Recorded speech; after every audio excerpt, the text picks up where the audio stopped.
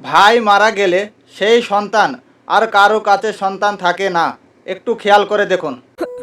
আমার খুব কষ্ট হয় মা। এই এতিম ছেলেটা দায়িত্ব কেউ নিতে চায় না। কয়দিন আগেই না ওর বাপ মা একসাথে মারা গেল। কিছুদিন আগে।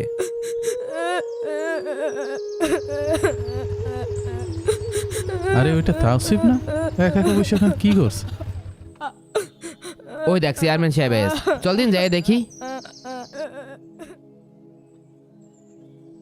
এ কি তাওসিফ, তুমি এখানে একা একা বসে কি করছো? কাকা, কেউ আমাকে খাতি দিতে চায় না। কেউ খেতে দিতে চায় না তাই কি হয়েছে? আল্লাহ তোমার সাথে আছে, সে একটা ব্যবস্থা করে দেবে। চেয়ারম্যান কাকা, এতিম ছেলেটা গ্রামের ভিতরে এইরকম অবহেলা হয়ে থাকলে গ্রামেরও মান সম্মান নষ্ট হয়। এখন আপনি কি করবেন গন্দিনী? ওর পরিবারের কেউ যদি ওর দায়িত্ব না নিতে চায় তাহলে আমাদেরকে এগিয়ে আসতে হবে।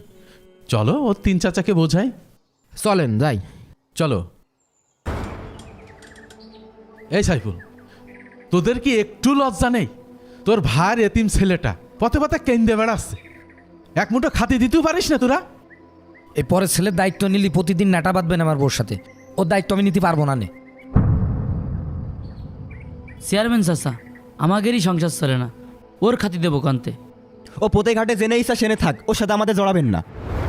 চেয়ারম্যান কাকা, স্বার্থের দুনিয়ায় মারপিটের ভাইও আপন না।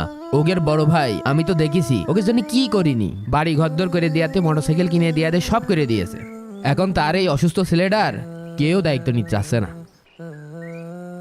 ভাই আপনি তো জ্ঞান দেবেন না তো? আপনার যদি ওর জন্য এতই দরদ উঠলে ওঠে তাহলে আপনি ওর বাড়ি নিয়ে যান, যান বাড়ি নিয়ে যে পুজো দেন গে যান। আমি ভাই সাপ একটা কথা কয়ে দিচ্ছি, আমি এর দায়িত্ব মোটেই নিতে পারবো না, তোরা যা খুশি কর। এই তোরা জানিস না, কোরআনে স্পষ্ট বলা আছে যারা এতিমের হক নষ্ট করে তাদের জন্য রয়েছে কঠিন শাস্তি। তাহলে চাচা আমরা এখন কি করব আপনিই বলেন। প্রথমত তোরা তিন ভাই এই এতিম ছেলেটার বোঝা ভাবা বন্ধ কর। তিনজনের মধ্যে কোনো একজন এই ছেলের দায়িত্ব নেই, আর তা যদি না পারিস তাহলে তিনজনই সমানভাবে দায়িত্ব নে। তাহলে এই কথাই রইল।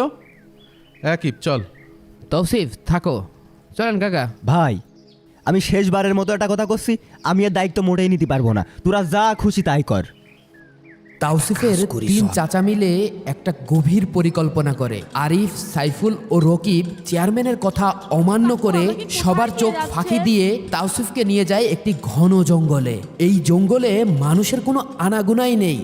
এখন তাওসিফের সাথে কি হতে পারে? ভয় করছে।